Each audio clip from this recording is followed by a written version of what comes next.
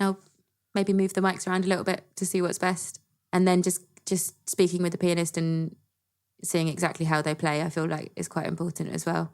So if, I might mic something differently or maybe mix something differently, like blend the microphones differently if they're playing something more, lighter or more transient and more poppy or something compared to something like more jazzy and mellow.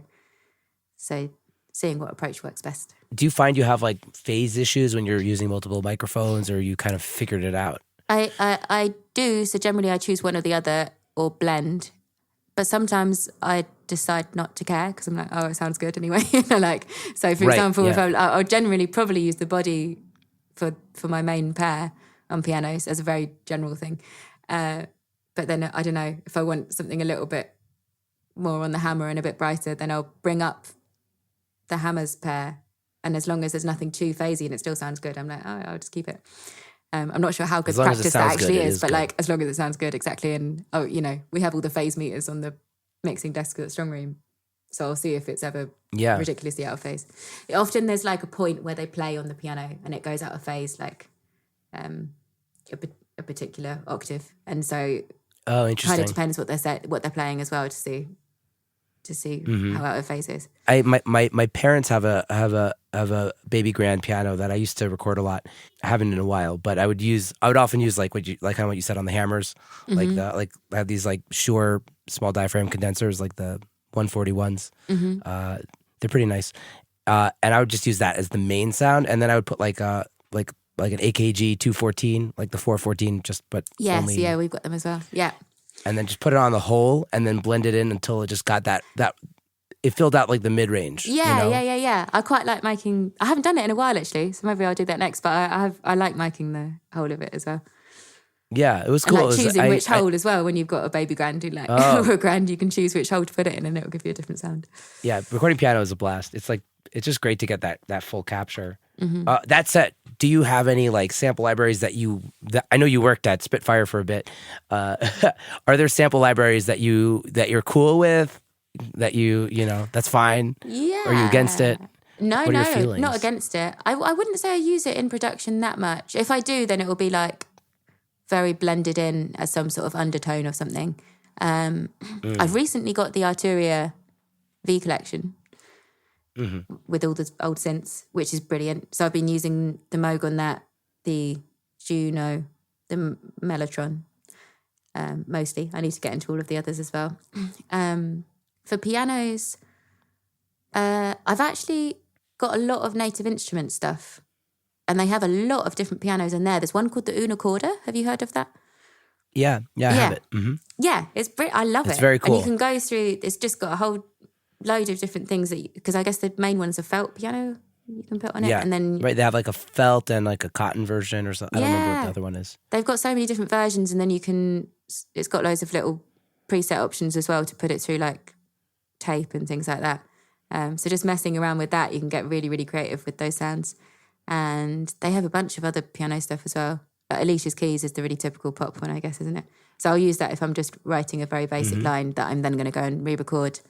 And they've got the Giant, all of that. Spitfire stuff, I was lucky I got a few very good sample libraries. So I use a lot of their string stuff and a lot of their brass stuff as well if I'm doing bits of writing. They've also got a Hauschka library, and he's one of my favourite prepared piano artists. So exploring that's been quite fun, although I prefer doing it myself. But it's a composer toolkit. That's what they've got with Hauschka. But nothing like doing it yourself and I guess making it up yourself. No, definitely. I think I do that kind of either as a last resort or as a first point of call, as like a reference, for sure. I guess as like somebody who mostly works with singer-songwriters, like in this room, it's like, you get it. I just end up with the sample libraries. Yeah. And I'm not a good enough piano player to not kind of use MIDI collection, piano roll and stuff. I guess I'm good enough if I did enough takes, but are you a pianist? Who's got time for that? No, my first instrument was the piano actually, but I'm a bass player by I guess trade and I have the most reps on the bass. So I play enough guitar to pass on my recordings and enough piano and keys to kind of pass on most things. But if it's like a piano-based nice. song, I'll try to like find a pianist to record instead of me. You know what I mean? If it's like a piano ballad, actually, I'm working on a production now where I basically said like, let's hire a pianist. It's a piano ballad, and they said great. And I hired a piano player, and they thought it was just way too much. And then I hired another piano player, and they still weren't happy. And I ended up just doing it myself. And they're like, "Oh, this is great." I'm like, "What? What do you want?" I was like, "Okay, cool." I guess if you're taking like a more simplistic approach, and maybe that's what better it was. rather than they like wanted simple, a very flamboyant pianist. They wanted simple, and I guess I knew how simple they wanted it. So I don't know, not what I wanted, but that's what the artist wanted, and they, it's their song, so they get to win. Yeah, fair. But nice. And ended up being the piano player. I think, I wish I played more instruments. Piano is my main thing, and then I've like picked up guitar a couple of times, but I definitely am not a skilled guitarist in any means. Enough to like be able to speak to a guitarist and say, try that. Yeah. Which I think is useful as a producer or an engineer, just to be able to speak to the musicians that you're working with and about their instrument. Yeah. Some sort of level. At least with like, guitar, bass, drums, and like keys, All the other ones, sometimes you got to like leave it up to like when a flautist comes in, it's like, definitely. okay, I don't know. You do this and I'll tell you if it sounds good or not. Like, it seems like a lot of the stuff that I listen to that you worked on like has this ambient music thing, and you seem to have this down. What's your approach to, I guess, mixing ambient songs or making music that sounds like really cool and ambient? A lot of that has been working with Rebecca from Tap Collective. She's been really, really brilliant to work with, actually, because she's probably pushed me more than any other artist, where I'll have got a mix to a certain stage and I'll be like, yeah, I'm kind of happy with that. And she'll be like, no. And she'll come in and she'll sort of like, we'll go through a million stems. Like our projects have maxed out the Pro Tools limit quite a few times. And we'll go in on every single stem and do volume automation. Wow. And like, I call it massaging the mix. I do a lot of like what we call massaging the mix, where you, just spend a lot of time doing tiny, tiny little tweaks, and then you go back and listen to it and you're like, yeah, it's a lot better. And I did a lot of that with her, which I've now taken on to every other artist that I've worked with, where I'll really sit down and spend a long time with each stem thinking, how can I get this stem to flourish if it needs to flourish, or to kind of just blend in if it needs to blend in. And I think working with a violinist particularly has really helped with that, because she's so tapped into, excuse the pun, so tapped into all of the harmonies that need to build that she's taught me how to really, really listen to every line, I guess. So that's probably been the most useful to creating ambient music that sounds very, very rich and very, very balanced, and in a particular space if it needs to be in a particular space. Wow. Yeah, automation seems to be a lot of secret sauce with strings, like... Yeah, definitely. Maybe I'm too reliant on the artists. When I'm mixing strings, like maybe I'm too reliant on like the mix feedback, because I'll kind of just balance it out and get it sound like where it goes, and then people will tell me, oh no, it needs to raise it there, because I'm not necessarily as in tune with that. Maybe you need to like really work one-on-one with like a string arranger to kind of fully understand the ins and definitely outs. I think that's what I was like before I worked with her. I was kind of just like, you can kind of hear everything, there's some violins, it sounds all right. And then working with somebody who's so in tune to that particular part, and then she would lean on me more for the rest of the arrangement or the rest of the instruments, because I guess that was probably more my area of expertise at that time. But anything violin wise I went through with her. And then like even on Hanekev's record, Becca actually came and played on one of the songs, and Johanna had written about 8 different strings lines, I think. And so when I went in to mix that, even though it was Johanna's composition, I kind of, because it was Becca's playing and I knew her playing so well, I could go in and really shape the piece a lot better, I think, than if I'd just gone in blind before I'd ever worked with Becca. Wow, that's so cool. Yeah, automation for the win. Yeah, I'd love to. It's interesting, like the whole automation thing, and I guess how that relates to your gain staging and how you have things organized. I'd love to hear about a little bit about how your mix is organized.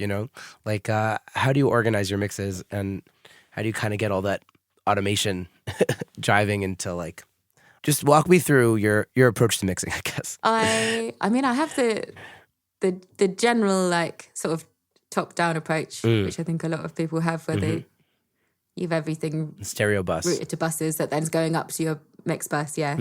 So I'll have like a master bus at the top and then the mix bus, and I'll have all the ref mixers at the top that I can like A/B against quite quickly in Pro Tools. I use Pro Tools pretty much for everything. I do a lot of like bus mixing, I guess. But if I'm doing automation, particularly with anything ambient, then I'll go in, or even like vocal harmonies and stuff, I'll go in with automation on every single individual stem. But maybe less so with like drums, for example. I wouldn't, unless maybe I'll like automate the snare or something like that. But I think less so with drums, and that's more like bus mixing. Yeah. Are you compressing strings? Like, do you compress them and then do you kind of automate into the compression, or are you kind of like compressing each individual like violin part, and so you're not worried about it once you're automating it? Does that make sense? I feel like you could really like chase your tail with these things, you know? Yeah, you can, and I have done for sure. So, but and every single speaking mix from personal experience, different. also, yeah, totally, every single, obviously every mix I've done is a little bit different as well, even in terms of structure, and I learn a little bit each time. Like, oh, I'm not going to route things this way next time. I've actually gone off compression a little bit recently. Obviously, I compress quite a lot, but I think I used to a lot because I was like, this is what you have to do. You have to compress audio. And I think now I definitely don't compress strings individually. I think I'll probably put a bus compressor on them all. Yeah, and same with brass. I don't really compress brass anymore. And vocals I never compress on the way in, whereas I used to all the time. But I'll compress a lot in the mix afterwards. Tonally, I like a lot what compression does, but I think I've really gone off the squished compression sound that you get with a lot of audio. You're like gentle. Yeah, gentle. And I just like hearing dynamic range of things and like making stuff a bit more alive and a bit more bouncy, and if it needs it. So I think I'll use compressors definitely a lot more for tone at the moment rather than dynamic control too much. Obviously, if it's a vocal that's very, very dynamic in range, I still think I automate more. Yeah, I'm much more into like clip gain. Yeah. Gaining everything to be a bit better, or just fader riding than compression for that at the moment. That's so interesting. Yeah, I find that it's interesting you say it that way. Like, you know, you use compression for the tone and you use the automation for the balance. I feel like often I'm using compression for balance and then I'm re-EQing to get like, or I guess I'm setting obviously the attack and release, you know, settings, you know, to try to get as close as I want. But then sometimes I'm trying to undo what the compressor does, and then I'll whip out an EQ. I think that's what I found. Yeah, that's what I found a lot. Is I'll just end up like doing stuff to undo what the compressor's done, and I'll be like, why am I doing this in the first place? Having said that, I do a lot of parallel compression, so maybe that's what I do a little bit more, and maybe again to get the tone, but kind of like to smooth it out, so you still got the bounce, but it's not as crazy in dynamic range, maybe. So yeah, a lot of parallel compression. I've got the Omnipressor plugin. Have you got that? Oh, it's Alicia Omnipressor? But Eventide. Oh, Eventide. I think that was what the hardware version is as well, which we have one at Strongroom, and I've tried to Google like buying one, and I just can't find one anywhere. So I don't know if they're very, very rare, but they've got a plug-in version of it, and I absolutely love it. I think it's on nearly every single mix I do, unless it's a very, very, very clean sort of almost more classical style thing. I put the Omnipressor in parallel on everything, and it just like thickens and fattens everything up. I really love it. Kind of like a distressor, maybe? Yes, but definitely on a harder setting. So usually like 8-1 or 9-1 sort of ratio. So you just do everything in parallel and just send it out into the bus together, kind of thing. You're not a mixed dry. What's it called? Wet knob. The dry. No, wet yeah, definitely a lot more in parallel than anything wet dry. Very occasionally I'll do that, but only if I feel like I'm being lazy if I do. Right. Do you automate also the parallel signal? It sounds like that's something that you would do. It's like get more of the parallel, you know, thing in the chorus kind of thing. Sometimes I send different amounts to it. So I generally send everything to a parallel bus, particularly the Omnipressor. I'll send everything to it, but in like different amounts. So I'll send quite a lot of kick, for example, but maybe less of the overall drums, or quite a lot of bass. And I do a a lot of automation. It's like the Michael Brower thing. Like people, What's that? he would have